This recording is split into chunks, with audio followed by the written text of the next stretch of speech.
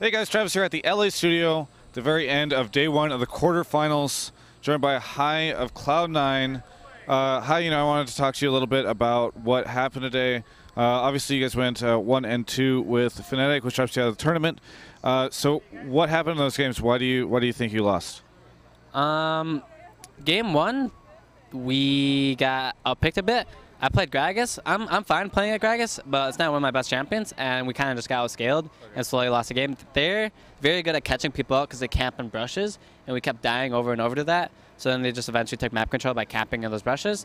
Game two, we had a much better pick and ban phase because we were blue side, so we got the champion I wanted. We got Fizz, and then they kind of just fizzled. Ha! Ha ha!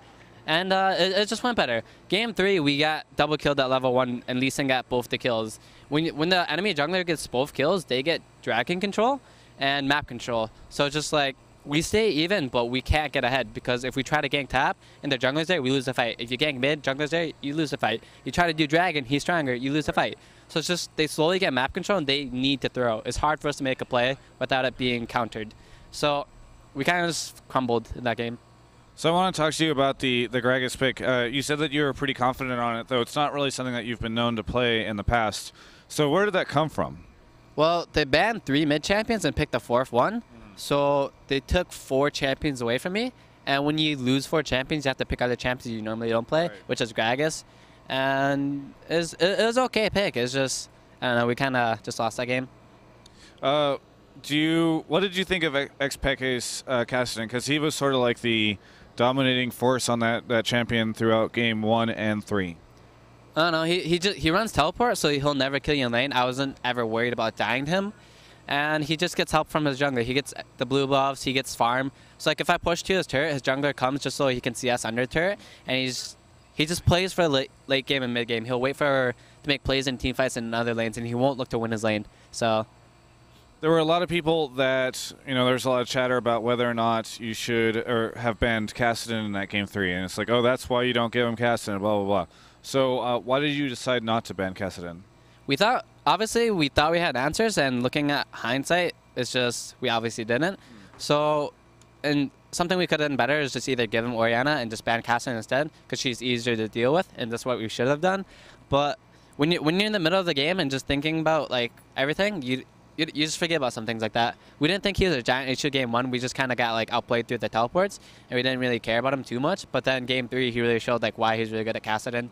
So it was a misplay by our part. It wasn't us underestimating his Kassadin. It's just we didn't really think it all the way through. So how much did it affect you guys whenever you lost the first 2 kills to Fnatic in that 3rd game? Was it sort of something that put you guys on tilt, or were you just trying to recover at that point and you were like, okay, we still got this?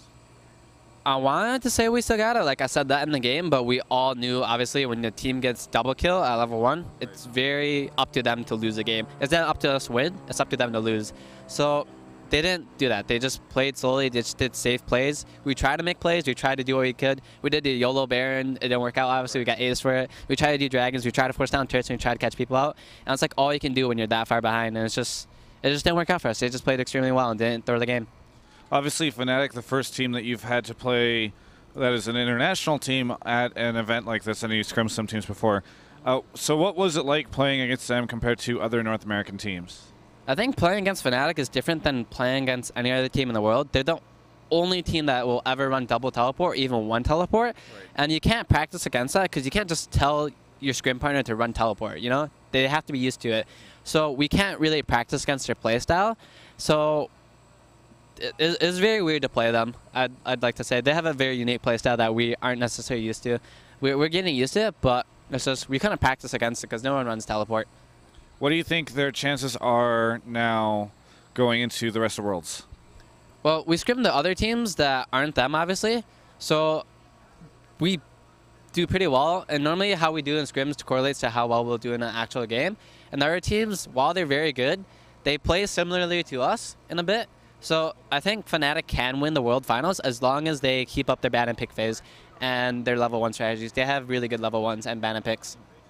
All right, and then finally, do you have anything that you want to say to any of your fans out there? I'd appreciate everyone that's here. We lost, and then people came out to try and make me feel better. Obviously, it won't help that much, but it's better than nothing, It's better to come out to have fans here supporting you rather than coming out losing and having no one there. So I'm appreciative for all the fans that got our back.